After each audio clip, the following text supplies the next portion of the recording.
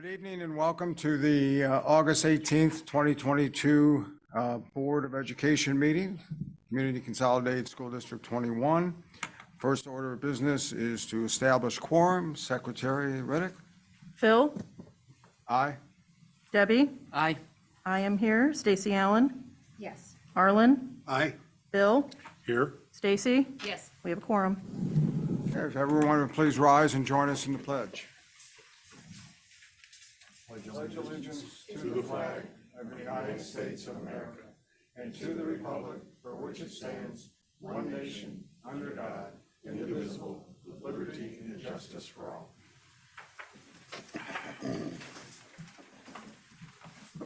Okay, for those of you that are planning to address us during public comment, just a simple reminder that you have 3 minutes and drop off your form to Ms. Del Rio at my right, far right, and she'll pass it up to me at the appropriate time. And the 3 minutes are for each individual person, and they're not to be given to anyone else. So, okay, with that, let me start off by first welcoming everybody back 2 days into the school year. Everybody still, for the most part, I think, has smiles on their face. That's a good thing, a good way to start. We had a wonderful Institute Day on Tuesday with staff. It was quite a bit of energy for those that were not there, board members that weren't there. It was an incredible event. I thought our keynote speaker did an excellent job in communicating his message and keeping everybody somewhat lighthearted, but understanding the message that came across of resiliency. As we did on Tuesday, I'd like to start off with a couple of acknowledgements. On the 6th of August, I had the privilege of attending the Illinois State Board of Education Those Who Excel Award down in Normal, Illinois, to watch our Superintendent, Dr. Conley, receive his meritorious recognition. So, Mike, congratulations. Dr. Conley becomes just the second person, at least in modern times, that has received that award. We hope going forward In this district. Yes, Right. I'm sorry. Yes, in this district, yes. Yeah. We hope going forward that we're going to expand those that are going to be put through or put up for various awards. It could be board members, it could be administrators, it could be teachers, it could be support staff. We sat next to some people from Normal at the dinner, and the person that was put up for the award and received was one of their custodians. 22 years in the district, but only 3 years at the school in which they put him up for the award. So that was cool. Yeah, that's that was really cool. The governor spoke as he did 3 years ago, the last time they had an in-person event, as did the superintendent of Iasb. So it was a very lovely event, and we hope to have more of our staff and community members down there in upcoming years. And we'll communicate those with that a little bit more. Secondarily, I'd like to acknowledge one of my colleagues here on the board, Mr. Gould, has been selected by Shelter Inc., which is a marvelous organization starting back in 1975 that helps homeless youngsters, adolescents find housing. Based in Arlington Heights, and Arlen has been selected to be their Person of the Year this year.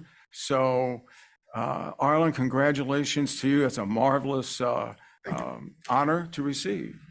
It is. I tried to convince them to find one of their big donors and get a big grant out of it, but that didn't. I couldn't talk them out of it. But it's really in recognition of things I've done over my career, starting with the governor's office in education. And it's a thrill and an honor. And Shelter Inc., if you don't know about it, is a wonderful organization that takes kids who would age out of the welfare system or don't have a place to go because their family broke up, or God forbid there was an accident, or hundreds of other reasons, and finds emergency shelter for them, and then finds foster care through the system. So it does, they've got 3 facilities, one for boys, one for girls, and one for 18 to 21-year-old young people who are aging out of the welfare system but have never lived alone. So need to be trained and taught, how do you live alone? How do you rent an apartment? How do you do all those things? And so they do marvelous work. They're primarily in the northwest suburbs. They do stuff that nobody else does in the northwest suburbs. So I'm honored and thrilled to be selected by them. So thank you, Phil. It's a wonderful acknowledgement of the work, not only that you've done here, but throughout the community, a number of other aspects that you have been involved in over the years. And for those that may not be aware, Arlen is the 2nd largest serving board member in District 21's history, 29 years at this point. So, Right behind you. yeah, we're still cranking it out, Arlen. We're still cranking it out. But anyway, congratulations again. Thank you very much. Pleasure. We'll now go into other board communications. We'll start off with our Nsseo update. Do we have anything, Deb? Yes. Unfortunately, I do have one thing. At our meeting, Judy officially announced that this is her last year. She is retiring as of June 30th. Wow. Yes, so we are now starting our search for a new superintendent, and that's going to be a very hard position to fill because it's not just a regular district, being a special ed district. So that's going to be difficult. But we're starting it, and I think we'll do good. And then about a year ago, we had at our meeting, there was a thunderstorm and we lost power. And we kept going at the Nsseo meeting for another 90 minutes with the lights of our laptops and phones. And the secretary went and sat underneath the emergency light so that she could take her notes. So flashlights became like our theme for the past year. And I will send to Leticia their continuous improvement plan, and it's all around the flashlight and how the students are this part, we've got the batteries and the switch and the reflector and all of that. It's really very clever the way that they did it. I just thought it's something that I needed to share with everyone. So I'll send it off to Leticia tomorrow. Thank you. Thank you. Bill, EdRed, and Iasb? Yes. Thank you, Phil. Our last summer series webinar on social emotional learning was held yesterday. Thank you to Mike and Michael for their excellent presentations on SEL and the community. If you missed it or any of the previous 5 sessions, they are available on the EdRed website and you should take advantage of them. Additionally, we will be talking about the possibility of doing something similar next year. Should you have a topic you think we should address, please feel free to let Mike or myself know, and we can take that from there. No IASB update this month. Talked to Alva today, and they're not meeting again until next month, so there's not really anything coming out from IASB. And then one other quick thing. Earlier today, Arlen and I were able to go on a bus tour of the work that's been done this summer in our district, the LMCs and other work. It's just fantastic what's going to be offered to our students in the LMCs, the art rooms, the opportunities available, the freshening up of the building. It's, because of COVID and all that, we haven't been in the buildings for 3 years.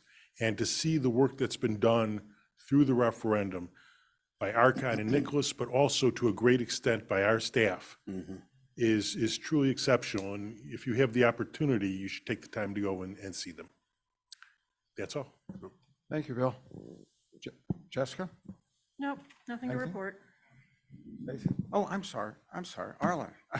That's okay. Let me switch over to ISC. I'm sorry. Yeah, that's okay. Nothing on North Cook, but I just wanted to say, I did take the tour just now with Bill, and just an incredible looking district. And there are plenty of districts around us who would wish they looked like our schools do today and are looking in the future. And Michael, I want to thank you for all your hard work and the work of our team, because we know a lot of the work has been done by our people to save us money and to get it done faster. And just the light, the color, the new floors where they are, the new LMCs, all of it is just very, very impressive.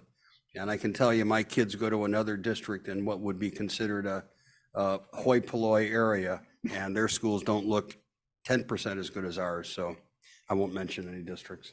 Thank you. Keep us out of court. Stacy? No, nothing. Now I'll switch back. Jessica, was there anything? No, I don't have anything to report.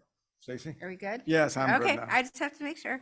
I had the pleasure of attending the Chamber of Commerce board meeting this month, where the executive director, Mike Poots, is really putting a focus on community and community building.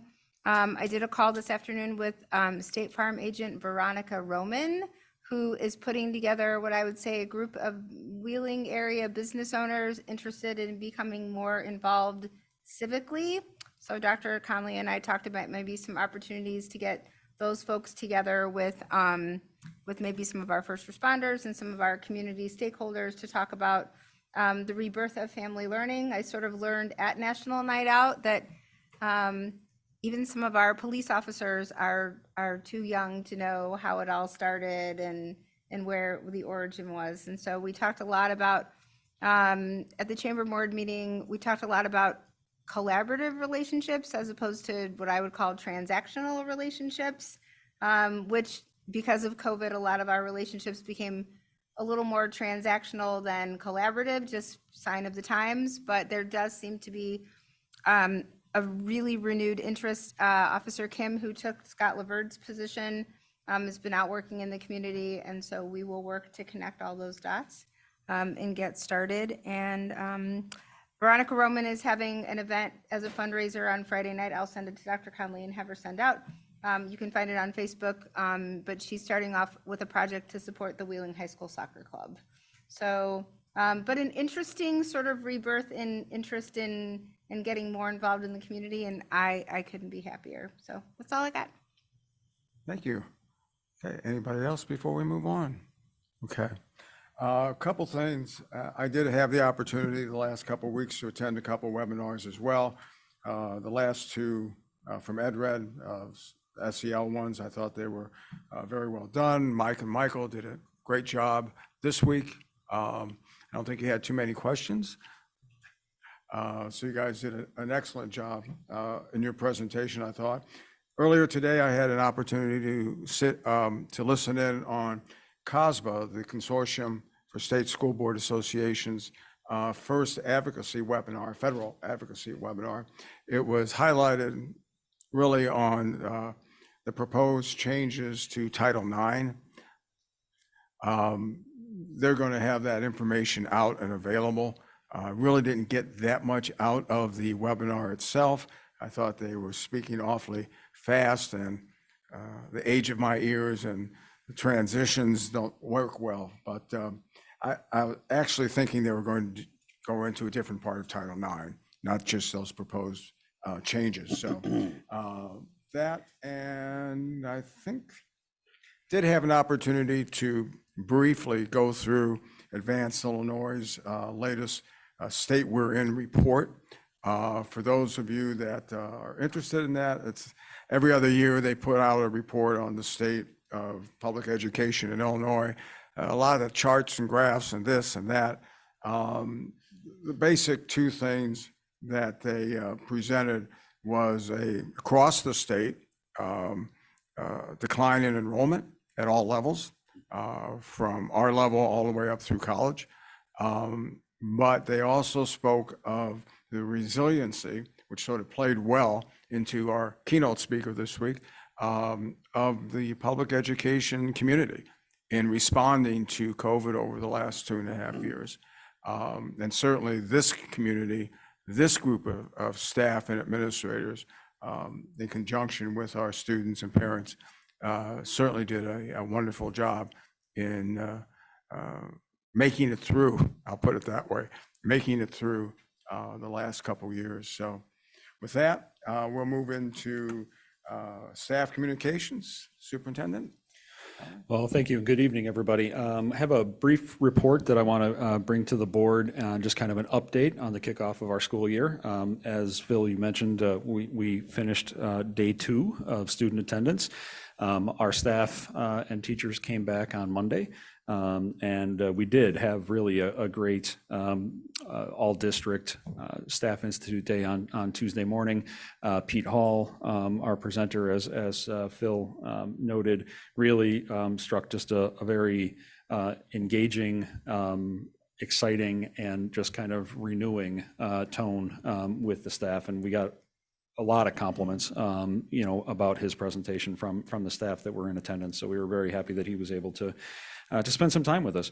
Overall, I think that the last 2 days, we've had our little bumps, just like you do at the beginning of every school year. But for the most part, I think, as we have come to expect, our schools really did great, welcoming kids back, getting them into the, starting to get into their routines.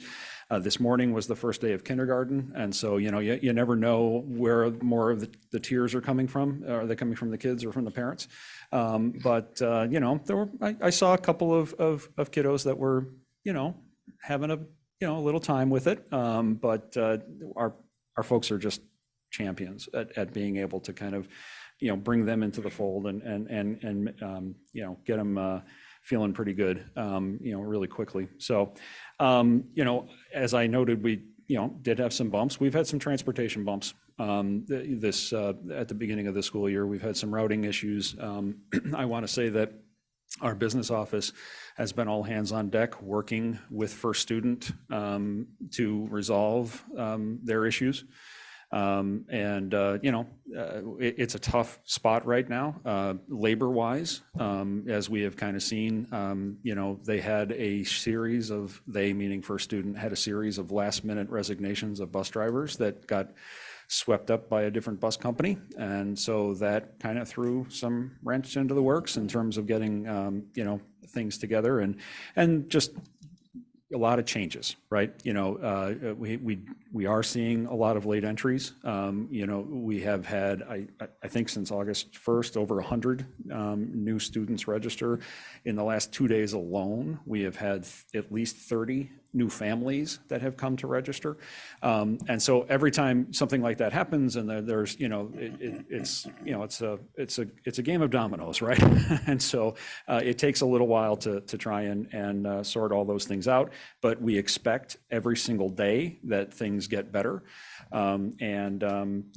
It's never satisfactory to have a late bus and or bus route missed or whatever the case may be, but we are very clear with First Student about what our expectations are, and we work with them to try and make sure that those issues are resolved very quickly. So I absolutely apologize to any family who was inconvenienced in any way because of a bus issue, and we're working very hard to resolve those as quickly as we can. I do want to note overall that things have been going well. It is sporadic. It is not system-wide. Again, it's something that we're really targeting where we need to, and I think we're holding our own. The last piece I will just kind of talk a little bit about before we kind of bring up the slide deck that will include some pictures of our new LMCs is the fact that we continue to monitor class sizes across the district. I have gotten a handful of emails, particularly from parents of students in the younger grade levels, first grade in particular, with some concerns. I do want to just, again, restate the board's targets for class size, those being 25 in the primary grade levels, 26 at the intermediate grade levels, and 27 at the middle school grade level. Bob is going to go through our current staffing update, and we'll show some averages of where class sizes are. But we do have some areas where we are over those targets. We have sections of first grade both at Kilmer and at Longfellow, if not also in other areas. Again, kids keep coming in, so that are at 26, 27. So slightly above. We're not looking at class sizes of 30, 35, anything like that. We're nowhere near anything like that, which not all districts can say. So we are monitoring. There is a real concern about availability of staff. So even if we were to open up new sections, which we have done in the past and have done, I mean, I've authorized several new sections of different things over the past several weeks. We're not just going to put anybody off the street into those positions.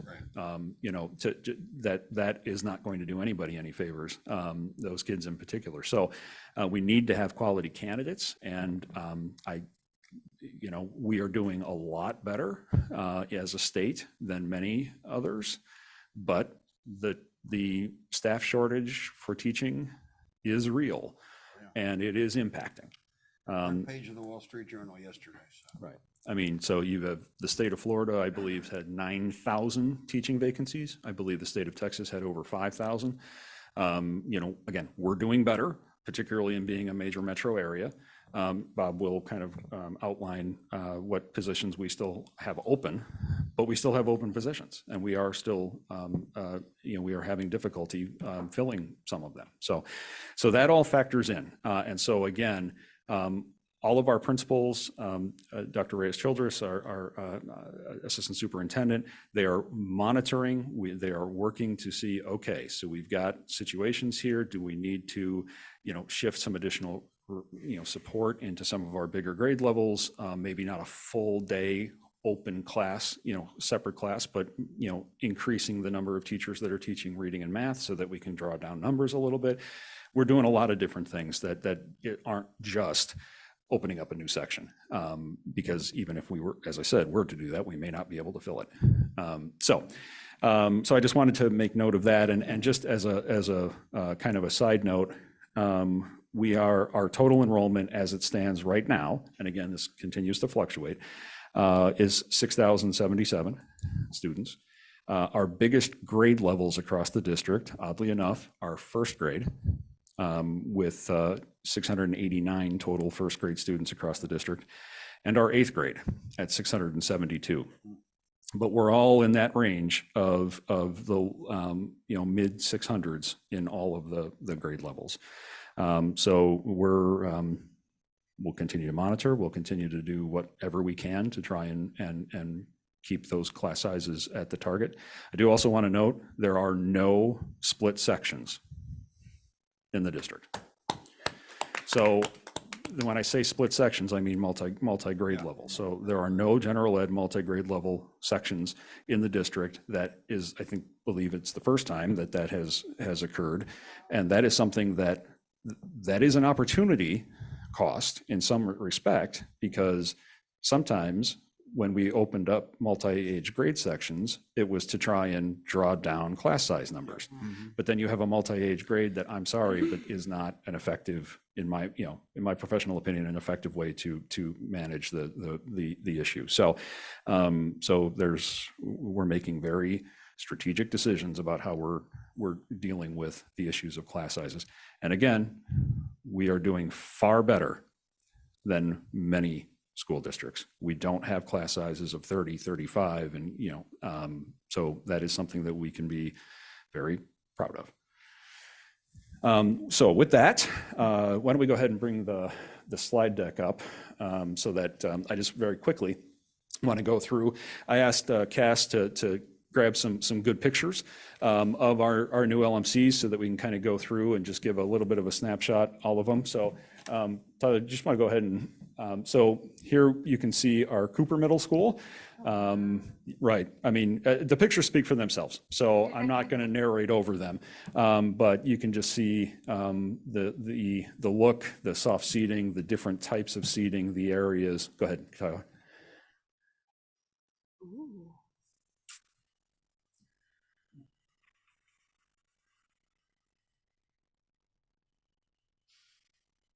Okay, and so now we come to Riley, and again, Riley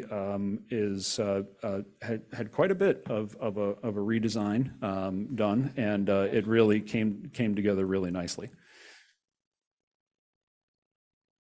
hard to capture Riley in a couple of pictures. Yeah, no, it absolutely is. And here we have Tarkington. So Tarkington, from a structural perspective, really, we brought in a lot of light. We opened up the walls so that there were additional windows. It was very dark in there.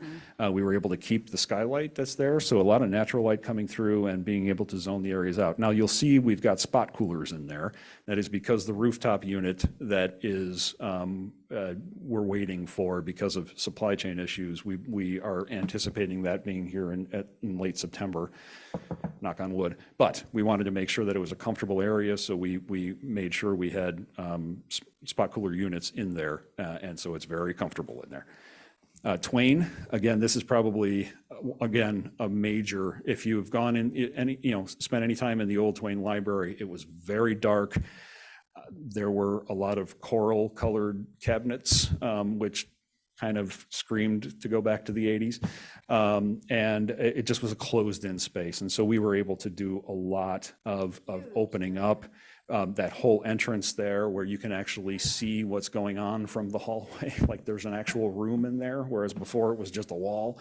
We've got some reading nooks that we were able to put in there. I went in there yesterday and it was so cool.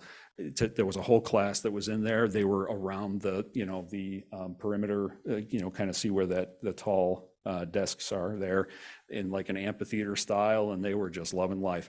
And I'll tell you, there was just to see the looks on kids' faces as they're going in, they're just like blown away. So, and of course, we've done a lot of work within our, art and STEM rooms at Riley and Tarkington and Twain, and, a lot of small group space that we've been able to open up and provide at Cooper. So just a lot of great work that was done, and just outstanding look. So that's more to show off. We are planning on, particularly as we get into September, doing some ribbon cuttings, because this is important. This is good. This is big stuff. And it's not just we did LMCs. We replaced gym floors. We did lighting. We did mechanicals. We did new bathrooms at Riley. We did, there was all kinds of things that we did this summer to really improve all of our environments, and more to come. We can only do so much in one summer. We have a whole nother group of schools in the queue to receive their renovations over the next 2 years. So we're really excited about how they came out. So, okay. So with that, I am going to turn it over to Bob, so he can give us our staff hiring update.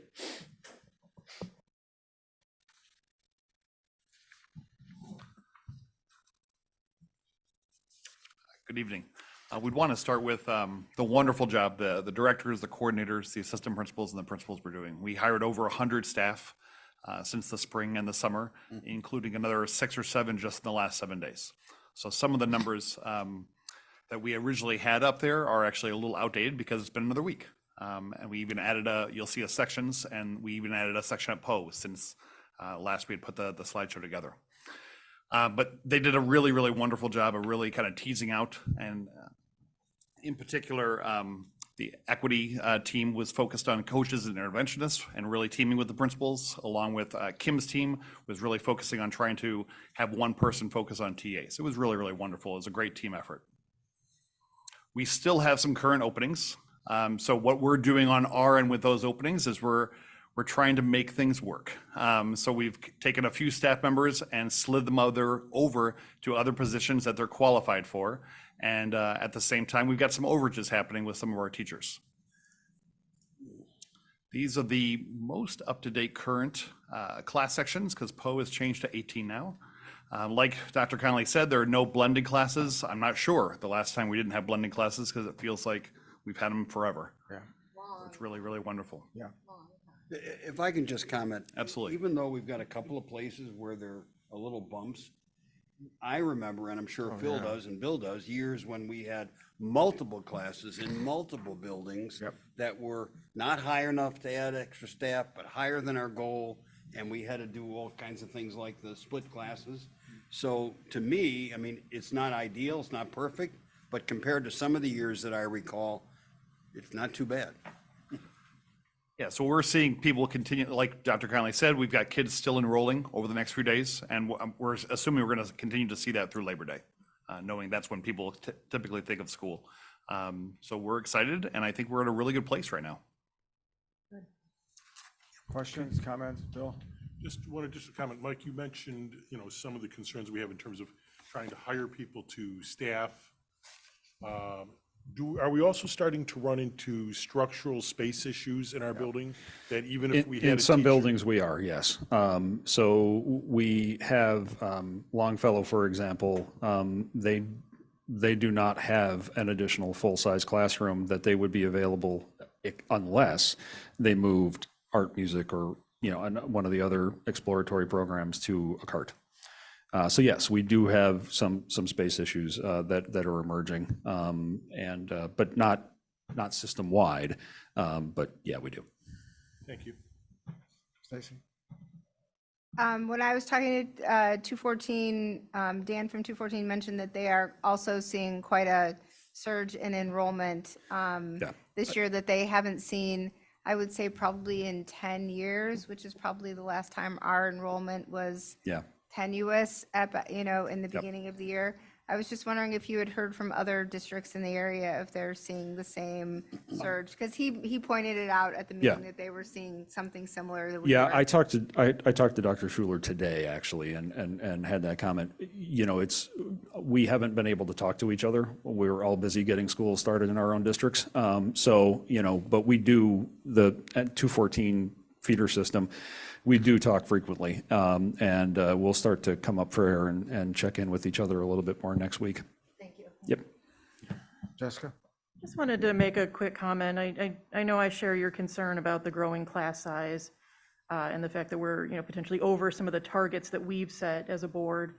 But I think it's important to note that, while it might be concerning to look at your child's class and see, maybe a few more kids there than you think you're comfortable with, the actual class size is not the most determinative factor of a child's growth in their school year. And the most determinative factor is the teacher and the instructional plan for the year. And I think it's important to note that, our priority is always who that person is in the classroom and not settling for just a warm body to have smaller classes. I mean, I grew up in the northwest suburbs out here, and I routinely had 30 to 35 kids in every class, and that was District 54, which, isn't, a shambles district.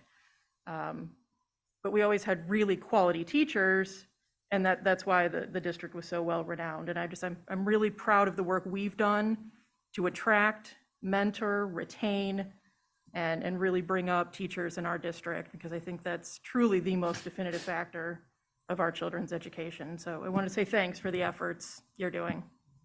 Thank you. Before we move on, I neglected to indicate that this year, for the first time, our site folks, our principals, our teachers, and so forth, use Facebook to an amazing extent in terms of welcoming students into the various schools. Some of the posts that were put out there just made you chuckle and smile. We had site leaders going door to door for new kindergarten families. Amazing. In 33 years, I've never seen that in this district happen before. It's just an amazing amount of effort, especially this year, that's gone in from each of our schools into welcoming this year's group of students. So, and I wanted to compliment both Bob and Rachel from the DEA for the process of handling and celebrating staff at the Institute on Tuesday. Again, it's part of the culture of this district, and it's a very welcoming family-like culture, and I really appreciated that. Okay, All right. I'm done. No problem. So next, I'd like to turn it over to Dr. Childress, who, if you recall, in May, we gave a report on some of the work that we've been doing to really try and bolster and update and revitalize the Advanced Learner Program. We have quite a few things that we are putting in place for this school year, and so I will have her tell you about them. Good evening, everyone.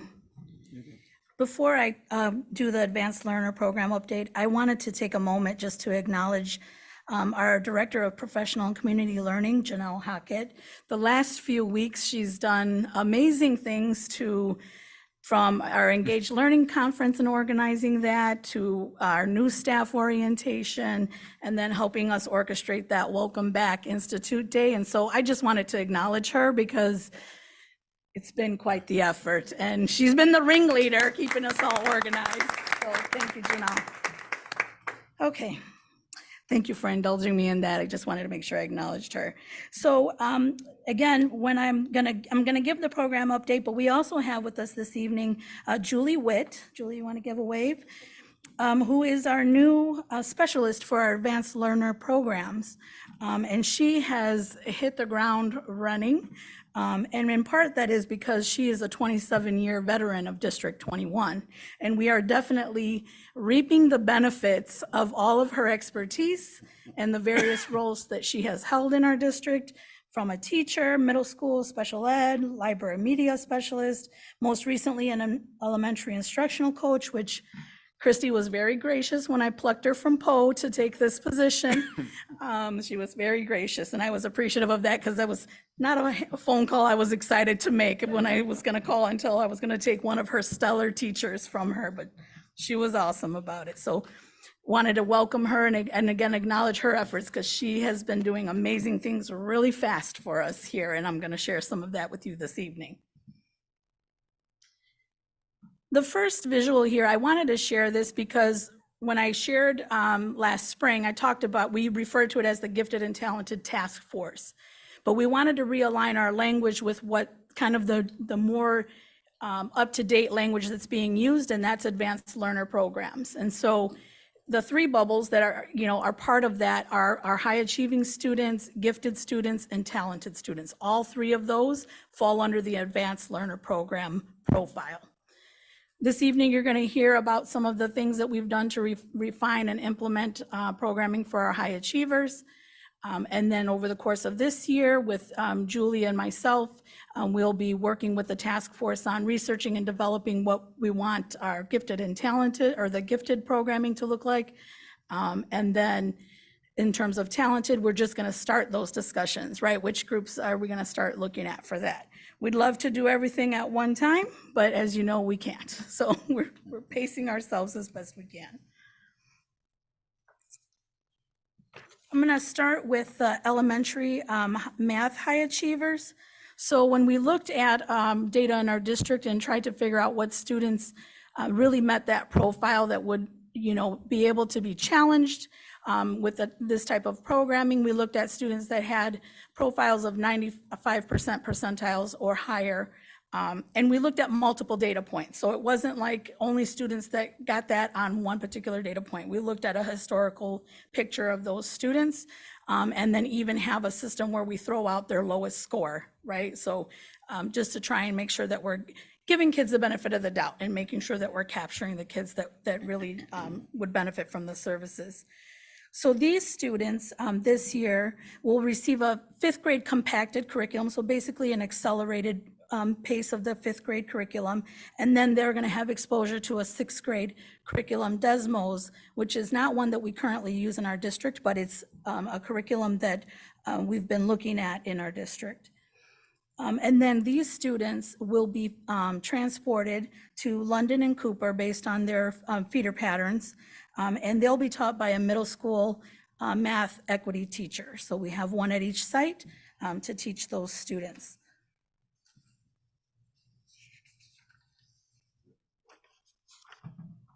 As we look at the language arts component, the language arts component is different because the students will remain in their home schools. We're not going to bus them to the middle schools.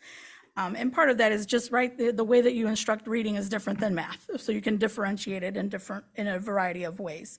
So we are looking at servicing both 4th and 5th grade students who have already been identified that have data profiles of 85% or above. And basically, these students are going to get higher text levels and have additional reading and writing content for their instruction. And they'll be pulled out of their classrooms during guided reading time. So right, their counterparts are also receiving services according to their needs. These students will receive services according to their needs. And so that will be twice a week for 1 hour, and our information literacy and enrichment teachers are going to provide that service to our students. Any questions about any of that so far? I thought it would be beneficial to just kind of share some numbers with you, right? And part of the reason I wanted to do this as well is you hear me often when I come up and talk about assessments, I talk about metrics and how are we measuring that we're doing better and increasing and setting targets for ourselves. And so in my mind, I wanted to do percentages because our enrollment fluctuates, right? We just talked about the increase of enrollment. But what we would want to see is that the percentage of students every year grows that we get into these programs. And so that's why I gave you the data in that format, because that will account for, any fluctuations in enrollment if we just are looking at what are the percentage of students according to the grade level.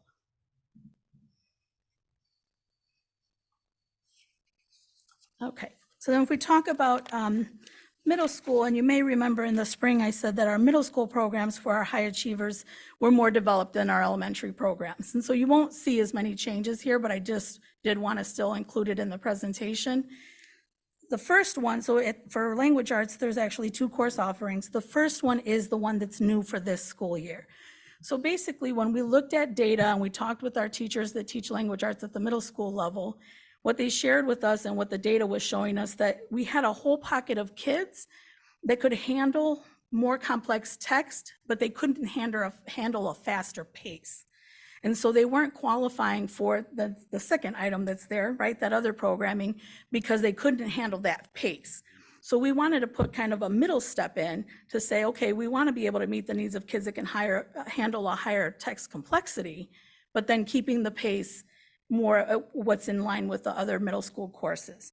And so that is the new program that you see there, or the new class offering for those students that fall between the 85th and 89th percentile. And then again, the number 2 is the course that we have had in place in our district, so that is not a new course as far as the language arts pieces. Okay. And then again, I wanted to just share the numbers with you so that you have with you some metrics and know that that's what we're going to monitor off of, right? So we're going to keep watching and expect that each year we have an increase in the percentage of students that are qualifying and that we're growing and giving these additional opportunities to. And so that's what the current numbers are in reflection of the students who will receive these courses this year.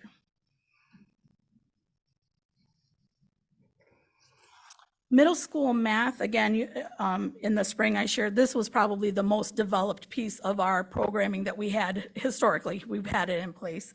And so there are no changes to the programming for this coming school year. However, right, once we see what happens with these 5th graders that we're giving advanced opportunities to, we may have to make some adjustments to this programming for next school year. And so we'll continue to monitor that and look at data and talk with our teachers and see what adjustments possibly need to be made. And I think that the data pretty much supports that, since that was the most developed program, you can see we have the highest percentage of students that are taking advantage of these opportunities. And that truly is because it's an established program that just continues to get better. And so that's what we hope to see, those numbers and even higher for the other program offerings that we have. Looking at what will happen throughout this school year, we will be researching our gifted assessment tools, of course, providing professional development for our teachers to meet the needs of these students, as well as helping to try and grow more students into these opportunities. We're going to look at middle school opportunities in science and social studies. That was something that the task force, there was a lot of discussion about that, a desire for kids that had an affinity for those core areas to have some accelerated or advanced opportunities. working with our K-3 to try and build student capacity again, to start to grow those students that we would have larger numbers moving forward. And then again, as I mentioned earlier, as far as what are the pieces that we want to start to work on, looking at our talented students. And then, I meet and talk with Dr. Lopez periodically from 214, and so I'll continue doing that and having discussions with him to see what other opportunities we can have possibly for our middle school students to receive high school credit. It's definitely a goal that we're working on. Okay. Any questions? Questions, comments? Stacy, Arlen, anything? Excited. I think this is great. This is an amazing opportunity for a lot of kids, so thank you. I think it's wonderful. I will tell you that when one of our daughters started at London, she was very advanced in math, and they really didn't have programs to accommodate her, but eventually they figured out a way. She's now a pediatrician. She was a math genius. So it's so great to see us expanding the program. So Stacy just said that more young people will be able to take advantage of them. And moreover, it raises our expectations about how our kids can do in school. And to me, that's the cornerstone of all of it. So thank you very much. Yeah, and I just want to also acknowledge Vanetta Leonard that's here, who is one of our parents that was on our task force. And she helps, for me, she's a barometer, right? So if she is happy with what she's hearing and seeing and the things that we're doing, then I know that we're on the right track, because she has very high expectations. And so far she's been pretty positive about what's been happening with this, so. That's how some of us got our start up here, so that's good. That's what we like to hear. I just have one. Thank you. Oh, sorry. So just one quick thing. So when many years ago when my kids were in elementary school and middle school, I think one of the struggles was not everybody falls into that cookie cutter gifted or talented. And so one of the things that I'm excited is that you're going to widen that open a little bit as you divide these up, because just because you're high achieving doesn't mean you're gifted, doesn't mean you're talented. And so I think the struggle was to try and, round peg, square hole, square peg, it was much more traditional. And so what I see is the opportunity to address and meet kids where they are. Maybe they're not high achieving, but they're gifted, or maybe they're talented, or different things. So I'm just looking forward to being able to widen that definition out a little bit and, catch kids in different places. I have a kid who is a musical savant, literally, like he doesn't learn songs, he learns scores. And so at the time it was hard to find a place where unfortunately he had wonderful teachers at London that took that part and ran with it, but it was because she took an interest in looking at that. And so when I look at this, it's just such an opportunity to widen those definitions out. And so I'm excited to watch. Thank you Thank for you. sharing. Anyone else on this side? It's all good. All right, Beatrice, thank you so much, and you and the task force that have been working on this. Great. Next. And so our final staff communication, just briefly, I'm going to have Michael give us a construction update. I know we covered a lot showed some pictures, but just kind of from a bird's eye view, where we are with everything. Michael. Thank you. We had the buildings turned over in full to us on Tuesday when we finished getting furniture installed at the Tarkington Library. There are still some minor punch list items going on, nothing terribly extensive. We're very happy to report that in all cases, it's just one or two contractors in a building at a time right now. The two major points that, as everybody is well aware of, that we're waiting on are the RTUs. The RTU at the Tarkington Library, where we currently have 3 5-ton units in there. And the RTUs are? Rooftop units. Thank you. Rooftop air conditioning Right. units. So we have 3 5-ton units in there. We were in the library today. We talked with the librarian about whether we need 3 or whether 2's enough, but we wanted to start from a standpoint of making sure that it was cool in the entire space rather than have to go back in and do the electricity. At Riley, we were very cost effective. The rooftop unit for the MPR and the rooftop unit for the front office space both have not come in. We had a 10-ton unit that we use for the technology equipment in the small gym at London every summer that we actually were able to use at that space, and our guys did the electricity as well. So as Dr. Connolly pointed out, our team was able to save us a good deal of money on that. And then the units in the space in the front offices, rather than go with a larger, more expensive global solution, we have individual units in each of the offices that are there, the nurse, the assistant principal, principal, conference room, and then one for the front office.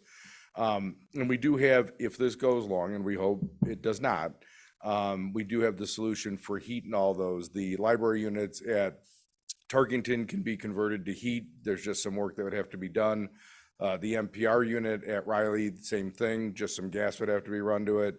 And then we have a switch out solution for the offices at Riley if that were to come to it. But other than that, like I said, there are some minor punch list items, and even the new elevator at Cooper came in on time. So that is a godsend for the students and staff there. So happy to report we are already well into planning for 2023 construction, and we plan to go out to bid on October 5th with a bid opening around November 5th. So we will be even a month earlier than we were this year for the work to get done next year, which means we'll pre-order HVAC units even earlier in hopes that they come on time. So Hopefully the supply side issues will be slightly less of an issue next year than it has been for this year. On the, in the two spaces that you're talking about, Riley and Tarkington, there's not a thought with the smaller units working effectively. We're still waiting for the design units to come in, and we'll use those, right? Oh, yeah, the units are big and obtrusive in the Tarkington Library, and we wouldn't want to go with the temporary units all time in the Riley Library or the NPR. So yes, we will definitely get a lot of use out of them, and that's why we have been pushing Archon and Nicholas to get out to bid earlier this year, because that supply chain issue, we don't know that it'll loosen up much. District 54 actually canceled their HVAC projects from this summer because even though they went out for bid about the same time we did and pre-ordered like we did, theirs were a year out. So we were very lucky, I will say. Wow. Joe Papanikolaou is tenacious on Train and other contractors, and I do think we get a lot of bang for our buck. And on the supply chain issue, on the flip side, we had labor issues this year too. You wouldn't think there would be big problems, but we have a great team of electricians and general contractors that come to us through Nicholas, plumbers, masons. Masons are hard to find right now. Carpenters, especially skilled carpenters, are hard. Electricians were even tough, but they all did a great job, banded together and got us done. So that's why if we can get out sooner, we do think we'll have an advantage in the market, so. Yep. Very good. And we're still waiting on a transformer, so. Okay. Thank you. Thank you, Michael.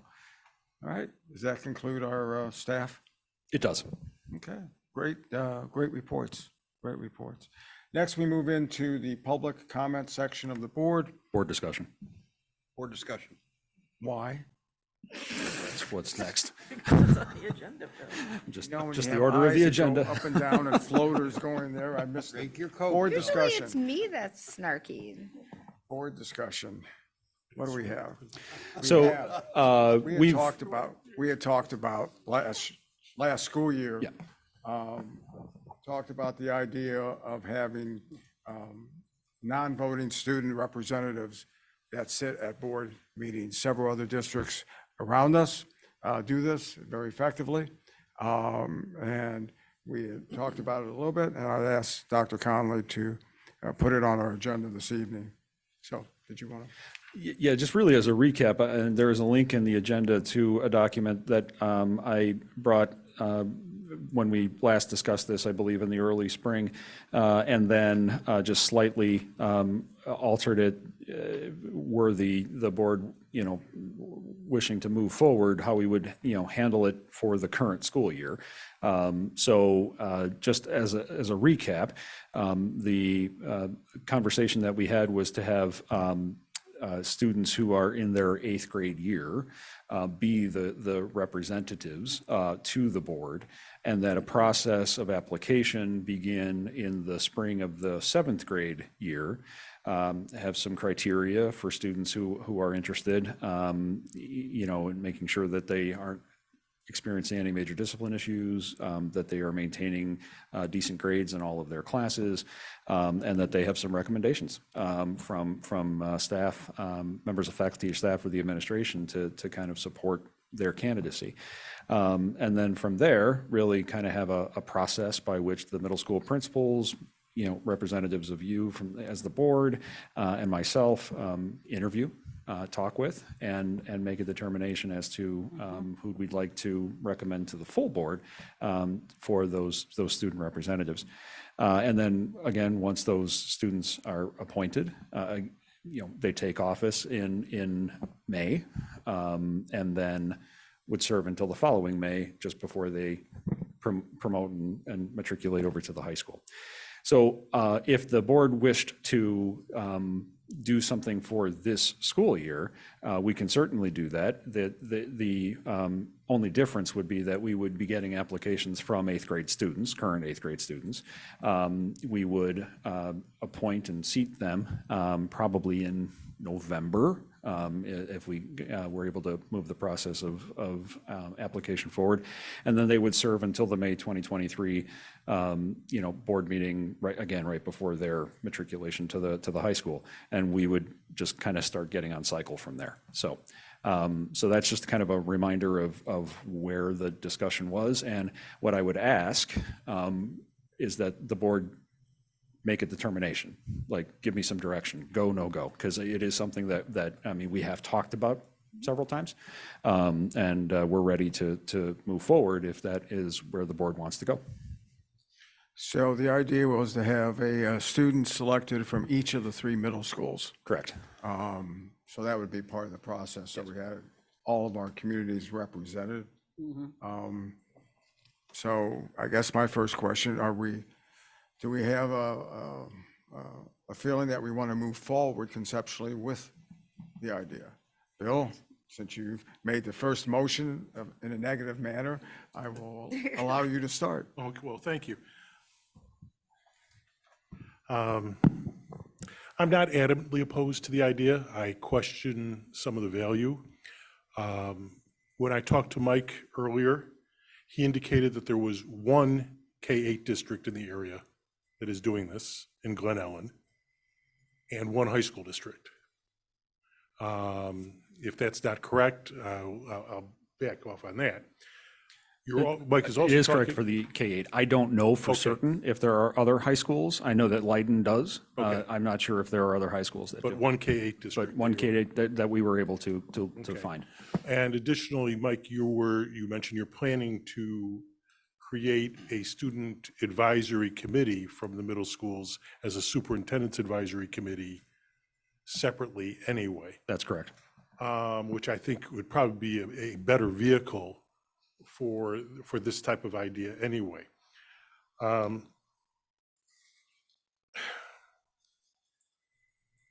We discussed this back in January, and I questioned at that time, what topics would these students be providing input?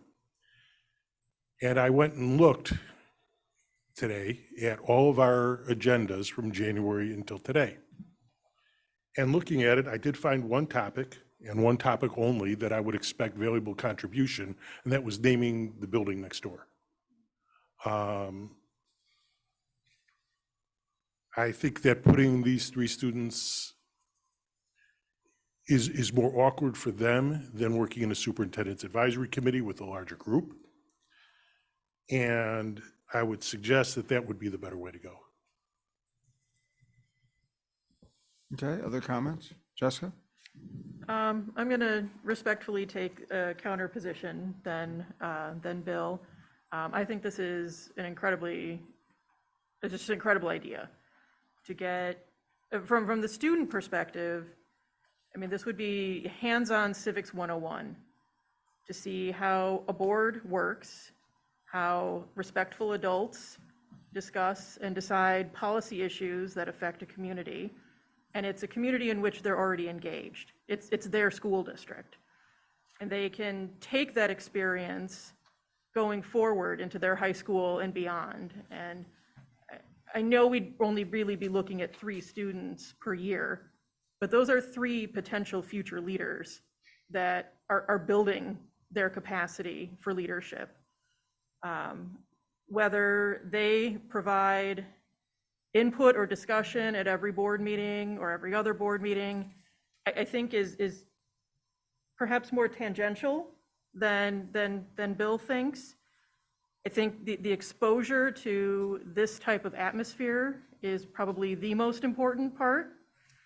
But I think these students could provide, in addition to your advisory committee, these students could provide an additional conduit between their school environments and the district level and the board level,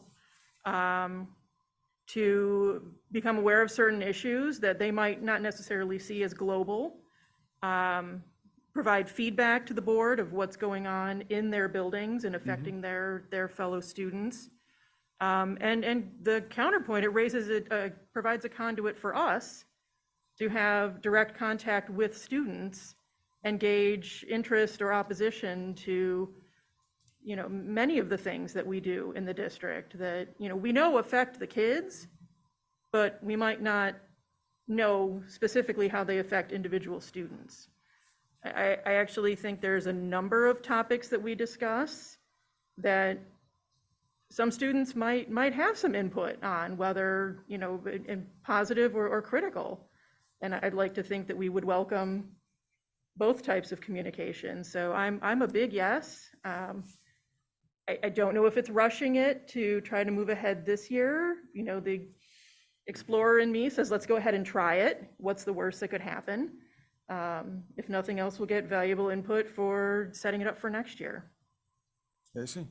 So I agree with what you said, and I would like to sort of propose a compromise perhaps. I think this actually is a lot more about the broader picture, which is how we get here, how we engage with our communities, how we talk a lot about growing leadership out in the community, and growing leadership in some of our communities is harder than others. And we have talked for years and years about reaching harder to reach communities for leadership. And so for me, this is sprinkling some more sparks in a younger generation to get them more civically involved, and so I love it. What I would actually like to see is sort of sparking off with that superintendent's advisory committee for the middle schools, and then having the representatives sort of be, so you're spending some time learning about what we do and how to get involved, and sort of then taking those lessons from that superintendent's advisory committee and launching this off in May. So you get some good education behind it. And I think right now, in a time where we live, where there's a lot of information floating around on the magical internet about elections and democracy and how you get elected and what you do, I think some first hands-on experience in the process, we sort of are very blessed in this community that, some of us got involved on a grassroots ground level and came up through many, many years of different engaging opportunities. So as opposed to looking at this sort of what will they bring to the table, I think it opens up a whole out of classroom educational experience that when I look around the table at our kids that have gone through District 21, if you're the kid of somebody who's elected, you get a different education, right? You get a different part of that process than you do if you're not a part of that. So why not be able to open that experience up in a very civics engaging kind of way, and use the idea of the superintendent's advisory committee for middle schools to really take the opportunity to do some teaching and some education, and then be able to launch it off at the end of the school year. Just a note on the superintendent student advisory committee. I think one of the things that we would have multiple, at least 2, per grade level. Yeah. Right. So that it does, to your point, it does kind of, create a potential pipeline, for an eventual student representative. So, and yes, I mean, the intent behind a superintendent student advisory council is not, I mean, I have direct conversations with them, but then also to talk about governance, to talk about, how things work in systems, and it's because so almost a youth and governance type of I'm not model. in a rush. Do you know what I mean? Like I would like to take the time, but I think there's some unique opportunities that would make sense as we branch out into more community engagement. Debbie? I'm all for it. I think there have been several subjects that the students would probably love to have some input on. Having seen some of our students, they can speak very well and can tell us exactly what we are doing right and what we are doing wrong in both ways. I would like to start this year. Is it going to be perfect the first year? No. Is it going to be perfect the second year? No. Is it ever going to be perfect? No. But we've also been known as trailblazers. Maybe, okay, we're the second district in the area. Maybe other districts could sit there and say, oh, maybe that is a good idea. We've done groundbreaking things before. I think being able to hear the voices of our students from all across the district would be very beneficial to us, and very beneficial to them. They can sit there and when they come to our meetings, hear what we have to say. Kids talk. They're going to go back and say, this is what they were talking about at the meeting, and they can learn a little bit more about civics, about what a school board does. I had to go to my daughter's college level class and tell them what a school board does, and these kids are going to be teachers, and they had no clue. And these are juniors and seniors in college. So getting started at this age, they have that themselves, they tell their family, they tell their friends, and we get more community engagement, and I'm all for that. Before I switch over to Arlen and Stacy, let me just share, I have a good friend, he's a superintendent at the Leiden School District, K-8 district. And Nick has had this going for several years now. The students have a standing agenda item at their place where they talk about the good, the bad, and the ugly of what's going on in their schools, in addition to being able to react to things at the board table. I'm just quoting from Nick, my board loves, in capital letters, having them at the table, bringing different perspective and discussions and problem solving. You'll get a kick out of this. I think they also help keep our community members in line, because it's hard to be a jerk when you're looking at two kids at the table. That's pretty funny. So anyway, I wanted to share that from last year when I talked to Nick about this, and he was a very strong proponent. Arlen? Yeah, I had similar feelings to Stacy's, and that was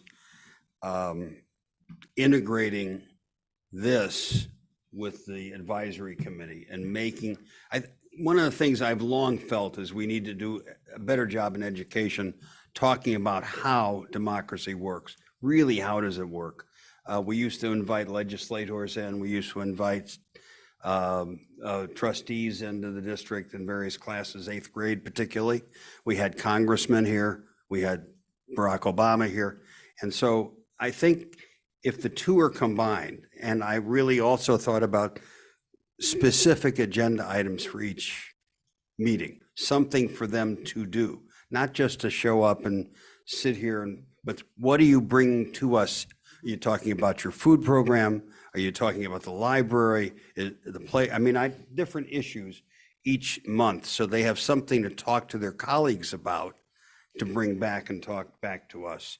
So I think there's some work yet to be done. I'm not in such a rush to launch it until the pieces are put together, so that we're sure that we don't stub our toe. But I think it has the potential. I will tell you, I was in junior achievement when I was 12 or thereabouts, 13. And I never forgot that experience, and I never lost the entrepreneurial spirit that came out of that. And I think that's what we're talking about here. But it's got to be done right, and it's got to be thoughtful in terms of what the young people bring to us and what we want them to talk about, and what they bring back to their buildings, and how that message gets spread, as Stacy said, in the building. So I think it has great potential. I'm not in a rush to start it though until the pieces are all put together. Stacy? I support it. I don't really have a particular preference on launching it this year versus integrating it with the council. I will defer to your expertise. My concerns were that how the students were selected, and then, which I'm happy to see, you know, the thought that went in here. But also, you know, just being aware that there may be challenges for some of the students to get to board meetings and figuring out how we can not limit participation from, you know, whether it's parents are working at night and they can't get them here or something, that we're making sure that we can get kids who want to participate here. That's it. I think if I'm here, obviously there's a consensus that we'd like to move forward. I'm also a little concerned that we would be starting somebody, if we did it this year, a very truncated year. It really wouldn't be fair for our inaugural class to have less than the entire year. So I think piggybacking on Stacy and Arlen's comments, I'd like to see this started in May for the next school year. I think that probably makes the most sense at this point. Yeah, I actually really like that, that pathway, and the intent, pardon me, is to have the Superintendent Student Advisory Council really formed and meeting for the first time by the end of this first trimester. So that's by October. So, and so that really gives us an opportunity to kind of have a nice, you know, glide path in. So, yeah. And it gives the kids some skin in the game, Yeah, right? It gives yeah. them some ability with a framework drawn out to have some skin in how it's created and really set some excitement for the kids coming down the school year. I just think if you use that as an opportunity, I think you'll get a lot out of it, not just them, but for us as well. And maybe also you add an alternate so that you've got a Yeah. lead person, an alternate person, that way two people are involved. And in case somebody is sick really and can't come in, you've got somebody still representing the building. Last word, Jess? Quick question about your advisory committee. Would those be students that you would reach out to select, or would that also be an application process, or both? So that's something I would want to sit down with middle school principals and staff and just kind of, you know, talk that through. So, I mean, obviously, you know, I recognize faces but I don't necessarily know the kids, right? You know, so I would need some counsel on how best to kind of bring that group together in each of the middle schools. And it might look slightly different, you know, in each of the middle schools. If there's a student council and one, you know, whatever the case may be, there may want to have some different ways of forming that group. So, yeah, so that would be one of the things I would need to work through. Very thoughtful. Thank you. Very good. And now we are ready for public comment section. A reminder that each speaker has up to 3 minutes. We strongly request that any comments do not include any discussion of personnel matters, which should be brought, now that school is in session, to the appropriate attention of that school official. So we have 3. Okay. Mr. Devitt, is it? Tom, if you would come up to right up here, please. Hi. I'm a parent at my kids are in middle, and the playground there is not in great shape. So far to the point that the staff is telling kids that certain streets that they can't be used. So I was hoping that maybe we can hear the update on that. So there's a lot of other parents that are concerned. They didn't all show up today, but you know, hoping for an update sooner rather than later. And then just in general, you know, I hear you guys talking about bus driver shortage and teacher shortage. I think the solution is a little bit more obvious than anybody's thinking. If you want good people, pay them. If you need help getting that, I think you get the community behind you. You know, there's other places we can take that fund. You know, you get it from the police department or something. There's a lot of people that would be on board with that. So thank you all. Tom, thank you. Appreciate that. Typically, we don't just, before I go to the next person, we typically don't engage or back and forth. I don't believe I've seen you here before, so in case you were wondering if we're going to be going back and forth with a specific answer at this point, Dr. Conley, do you No, have? however, I just kind of signaled over to Mr. DiBartolo to follow up so that they could have that conversation. Thank you. Yep. Thank you, appreciate that. Ms. Flores?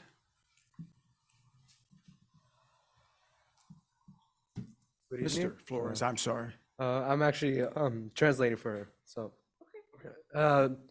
to begin with, I'm glad that the issue where bus drivers are, there's like you could say it's not very organized right now. I don't know really what the issue is. I'm not part of the board. I'm sorry. But like, I wanted to talk about how we had a negative experience with the bus drivers today. We had multiple occasions where the buses were 30 minutes late. Some of the kids were dropped off and bus stops completely different from where they live. I wanted to know if there's like going to be a change in that, perhaps? So I would like to address that part of it. We had a little bit of discussion earlier from Dr. Connolly, but first and foremost, I talked to a first student yesterday and they told me that they were embarrassed by the systemic failure on their part. I told them I would share that comment publicly with the board tonight and the public at large because they felt it was important for everybody to know that as well. We did change after 22 years of Sandy being our transportation manager and routing by hand to a system that is software-based.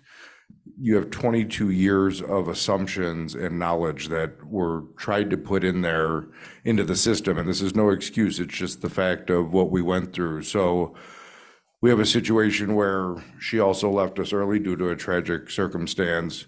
So we didn't get all of the transition that we normally would get. And again, that's not an excuse. It's just what happened.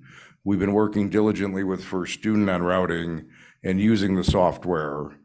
And in addition to having the issues of just getting into a new software system, there are drivers and agents from Safeway that are approaching First Student drivers at gas stations and offering them more money. So we have had an exodus in the last week. There were 8 drivers that left First Student. So we had all routes covered when they bid on them a week ago, and then 8 drivers left to go somewhere else. We have talked with First Student about a plan to increase the finances. We have talked with District 23 about it as well.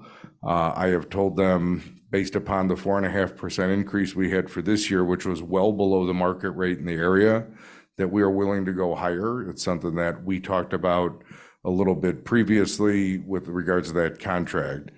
In addition, the systems and the process is working. We now have also in the position of technology, a new individual who pulls the information into Power School.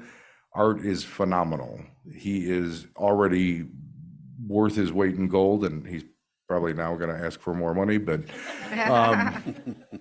he has already made efficiencies in the system to allow us to pull information into the system and do things that we were not able to do before. And that is not a knock on Sue Werneski. She was phenomenal, but Art has really raised the level because he's a programmer. He's somebody who can code and get us to the place we need to be. We have been on the phone with First Student excessively over the last few days. They've probably heard words from me that I wouldn't repeat here. They also have been in a situation where they lost 3 weeks before school started, one of their key dispatch and routers to Safeway, who is now taking their drivers. So if anybody knows anybody who has a CDL or wants to drive a bus, truly, we are open for business. First Student would gladly take it.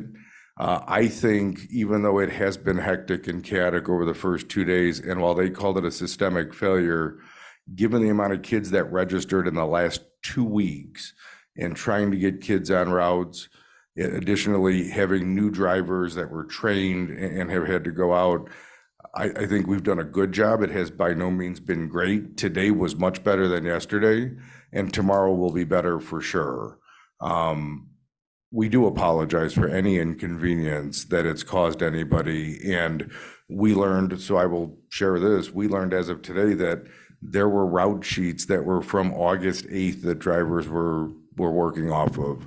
So we got on the phone once the principals learned that and demanded that the route sheets that we've been working on with their routing system manager would be given to us so that we had the names of students and stops. All principals have those now. When they get there tomorrow at first student, they're giving those new sheets to them. Once again, they gave them to them this afternoon. And our principals have them for take-home routes so that when the drivers get there, we're asking the principals to ask for the sheet so that if they see that it's an old sheet, we can give them the sheet with the correct route and the correct stops and the kids' names on it so that they know exactly who should be on their bus.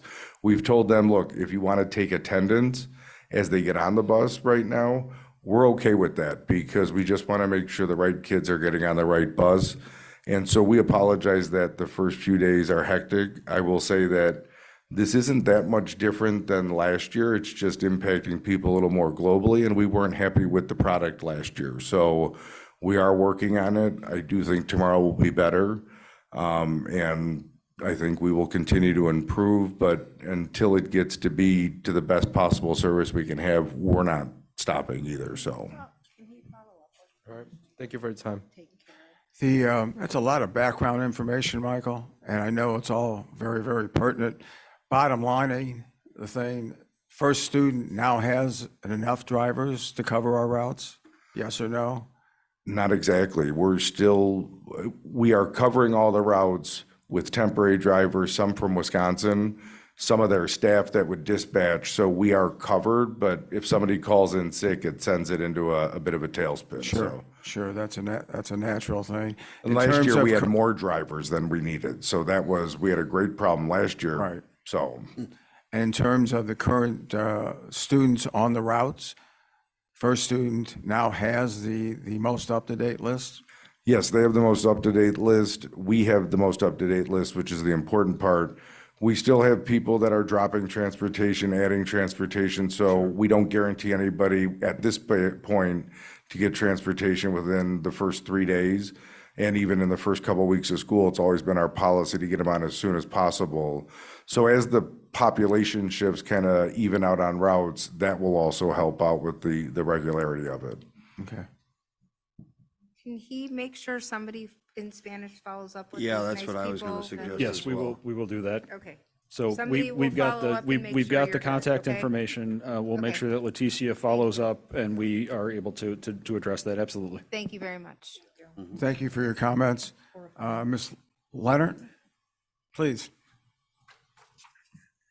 I can't believe that. Hello, everybody. Didn't prepare any speech this time, so I didn't time my time, but two things. Advanced learner programming, I'm very happy with it was in the newsletter with all the information that's in there. I'm grateful that I was able to be part of the task force. I do have one recommendation, though. I would like the gifted and talented or advanced learner programming to be put as a separate entity on the website of the district, because there are some parents who are looking for all these opportunities for their kids. Other districts are offering this information. And if I'm a parent who's interested in coming into District 21, and if I have a child who might be benefiting from something like this, I'll go and I'll look and I'll see. Right now on District 21 webpage, you won't see that. And for a lot of parents, that's a deciding factor. I know a lot of parents who are leaving after grade 3 because we didn't offer anything, and now that we are offering, I think that's a potential that we can actually use in our district. So that was my recommendation. And the other thing is the student representative to the board. I just heard about this first time. I wasn't aware that it was discussed before. I think it's a great idea. You can learn things from the students. As a matter of fact, my son, who is an 8th grader, wanted to come today and talk about on the food waste that he spoke back in April. And he was discouraged from the fact that he came and he said, well, what's the point of me going there? They're not gonna answer right away. So you could learn things from the kids. You can hear, some of them see problems that we don't see. Some of them have solutions, but they're only kids, they need help. So I'm really in for this. If you guys consider it, I really like wherever all of you said, especially Ms. Riddick, that's going to be good thing for everybody. Thank you. Thank you.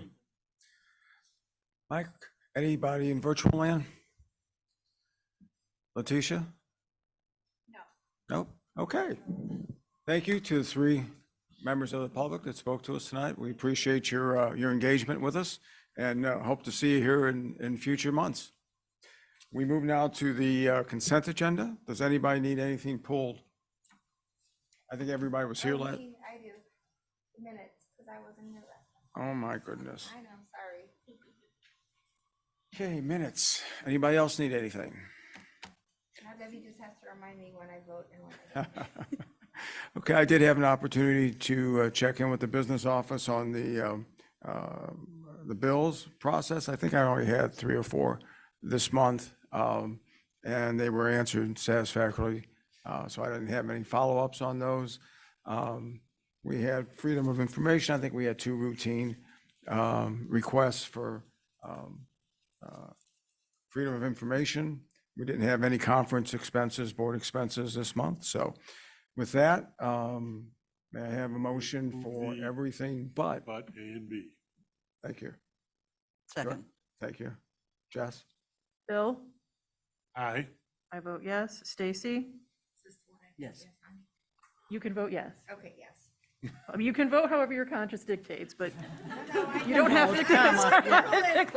I vote yes on and the one I abstain You'll on. abstain on the That's next all I'm one. looking for. We Abstain don't on the want next one, students involved please. at this level, that's for sure. Hey, I can do a thing about Roberts if you want. No, I'm good. Debbie? Yes. Phil? Aye. Arlen? Aye. Stacy? Yes. Motion carries. May I have a motion for the sets of minutes, please? So moved. Thank you. Second. Thank you. Jess? All right, I vote yes. Stacy, Abstain. thank you. Thank you. Debbie? Yes. Phil? Aye. Arlen? Aye. Stacy? Yes. Bill? Aye. Motion carries. There were a couple things, there are 3 items on part of the consent agenda with one vendor, Baker Tilly. And these are important items, and if I can just ask Michael, I guess, to address briefly what the basis of all 3 of those were, please. So as the board knows, we changed auditors after the 1920 school year to Baker Tilly. We went out to an RFP after having the same firm for a number of years. And in the first year, Baker Tilly had found some errors and an adjustment to the fund balance of almost $13 million. The audits for a district this large have taken a little bit longer to do the work that they need to do. So their contract had an option to go ahead and throughout the final years adjusted for the prices that were basically made to be known on doing the audit the first 2 years. So we are now doing it so that we don't have to do anything on time and materials unless we do a separate audit or get some help on some processes. So this adjusts the price from the original bid. The second one is the forecasting software. As you know, we use Forecast 5 currently for our 5-year projections. Since Forecast 5 was brought by Frontline, their product has started to drop. The service level has not been there. Some of the assumptions that are in there are now very basic. And so Baker Tilly is offering us to be, I believe it's their first Illinois client. They've been doing it in Indiana and some other states with schools to go ahead and get a more accurate forecast that's based off of our audit, our AFR, and using our account codes, because the Forecast 5 software, if it doesn't fit in what they have it as the assumption, they slide things into other areas. So that's what makes some of their forecasts a little bit, we'll say, not as accurate going out in those later years. And while a 5-year forecast is difficult anyway, we were getting some odd assumptions that carried out in years 2, 3, and 4 that made it look like things were much worse than they may have been or didn't accurately go ahead and carry forth that projection. So we're really happy to use that software. And then the last one is similar to the 5Cast Plus product. And again, I think we're going to move away from all Forecast 5 products because these are, again, tied to our audit, tied to our AFR. This is an in-year versus also previous year assumption forecasting so that we can look at how the year is going and how we are going to end up compared to not just the budget, but previous years.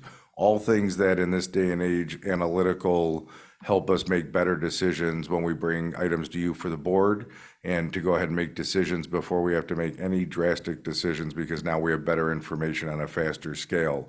You will be getting much more frequent reports now because of this, because one of the problems with the Forecast 5 software was once the information was integrated, it still had to go through a process. This contract actually guarantees us timelines to get those reports each month. So I'm happy to report that we will have much more transparency in what's already a pretty transparent process, so. Okay, very good. Carl? So I also raised the question on that, and one of the things that it appeared to me was that we're really helping them test the system in Illinois. It sounded like that in what I read, and so my question is, if that's the case, are we getting some benefit from that other than the fact that they're going to do the work for us? I will tell you, having them as our auditors has already brought us an enormous benefit based upon each year, the things that they've caught. In our audit this year, they found an error from the treasurer's office to us that's in our favor to about 4 times the amount of the contracts we're entering into. So it's a proven system. It's just a matter of doing it in Illinois now versus Indiana. So I think the benefit is being able to tie this all back to the people that audit our books and who go ahead and get us where we are financially. So I think being in on the ground floor helps us, because I don't think their prices are going to be what they are as they move forward. I think that we are getting an advantage from it, and they are, I will say, they are worth every penny we pay them, so. Okay. Okay, anybody else? Comments? One of the things that we're supposed to do as stewards for the community is making sure that dollars are spent wisely. And I think Baker Tilly certainly has proven their worth initially. We look forward to their continued service to this community. So, Michael, thank you for your work and with them. Thank you. Next, we go into new business, and we're talking about the current year's tentative budget. So in the spirit of the true not doing 2 presentations that are the same each year as was kind of done in the past, we're just going to give some brief highlights of the budget this year. And I'm happy to report that we have a very good budget. As you remember, when we started talking about the building and the debt certificates, there was a planned $5 million deficit this year to go ahead and pay down the remainder of the building after the $11 million in debt certificates was utilized. We had talked about a planned deficit because the building was going to cost around $15 to $16 million. We'd issued $11 million in debt certificates, so the remaining $5 million would come from the budget after the fact. The Ed Fund alone only has about a $1.3 million deficit right now, and that's before we get some more accurate numbers on our property taxes, because as you know, Cook County still hasn't decided when they're going to officially issue their invoices. It also takes into account the transfers for the debt certificates into debt service, and we've been able to do a lot. We are maximizing working with Equity and Learning, Student Services, to maximize grant dollars to make sure that we are getting the most out of our budget from the general fund, keeping funds in the general fund and utilizing those grant funds as quickly as we can. We also are waiting on just some other numbers. The property tax recapture law that was passed last year, we know from this levy year, we're getting a substantial amount of money, and we're looking to see what will come from the second half of this year. That hasn't been announced yet. And then I just had the Wheeling JRB meeting today, so we have some more solid numbers on the TIF distributions, but they still haven't been able to issue what their final numbers are until they get the assessed value from the assessors. So our Ed Fund is strong. I think by the time that we get to final approval in September, we will actually have even some better news. The initial news from our audit is good. So the fund balances that are in the budget aren't the final fund balances. These are unaudited, and they are still without some of the dollars that have been accrued back into the fiscal year 22 based upon the method of accounting we do. So I think it's a really strong education fund budget. Our operations and maintenance shows a surplus, which is positive. Our debt service budget, which is how we pay our bonds, until, again, the county issues our information on what we're getting for the levy. We can't look to see how that looks, but that will come into plumb as well. And then our transportation budget is strong still. So I'm happy to report that we are, even now, with the planned deficit in the education fund, showing a balanced budget and passing all of the marks of the State Board of Education. So we'll do a full presentation, complete with some of the bigger numbers and bigger picture of it next month. But we just need to put it on display for 30 days. We'll tweak it during that time, and I ask that you approve the resolution so that we can have the hearing next month. So we are looking at the top line budget Yes. number is 125, 130, where are we? About 130. About 130 million. And the one other thing that we'll talk about, I think we're having a finance committee meeting next month. It's okay. The chair will make sure that he's here for that meeting. So Good idea. what's not in here right now, and we talked about over the last number of months during the construction, is doing below-the-line transfers from the surpluses into capital projects so that we can continue to fund the capital needs of the district as well as the referendum needs, because as we've talked about, we're funding a 2018 referendum on 2022 prices. This year alone, there were 4 price increases in furniture that went up 30%. So I think we're still comfortable in where we're at, but we need to go ahead and start moving forward on some of the projects that we know are in the 10-year plan. So you will see some below-the-line deficits that are based off of transfers that we're going to talk about, so. Okay, anybody have any questions on the tentative budget? Thank you. Chair will entertain a motion to So approve. moved. Thank you. Second. Thank you. Jessica? Stacy Allen? Yes. Debbie? Yes. Phil? Aye. Arlen? Aye. Stacy? Yes. Bill? Aye. I vote yes, motion carries. Thank you. Anybody else have anything before we adjourn? Just one thing. Yes. I got to be on at least 5 or 6 playgrounds over the last couple of days, and everything looked phenomenal, but really to see everybody come in and be so excited about school and so excited about being back, it was probably one of the nicest starts to the school year. I think I did 6 playgrounds in 2 days. But the vibe was really nice, but there was a lot of really complimentary conversation from our teachers to the board about the last 2 years, and a lot of very complimentary comments about the hard work and where the district is. So I enjoyed being out there, and if you get a chance, I highly recommend it. Thank you. The next Board of Education meeting in September is on the 22nd. I assume we'll be back in this space at 7 o'clock, and we hope to see all of you back here. Chair will entertain a motion to adjourn. Thank you. Second. Thank you. Jess? Phil? Aye. Debbie? Yes. I vote yes. Stacy Allen? Yes. Arlen? Aye. Stacy? Yes. I'm sorry, Bill? Aye. You're adjourned. We are adjourned. Thank you all very much for being here.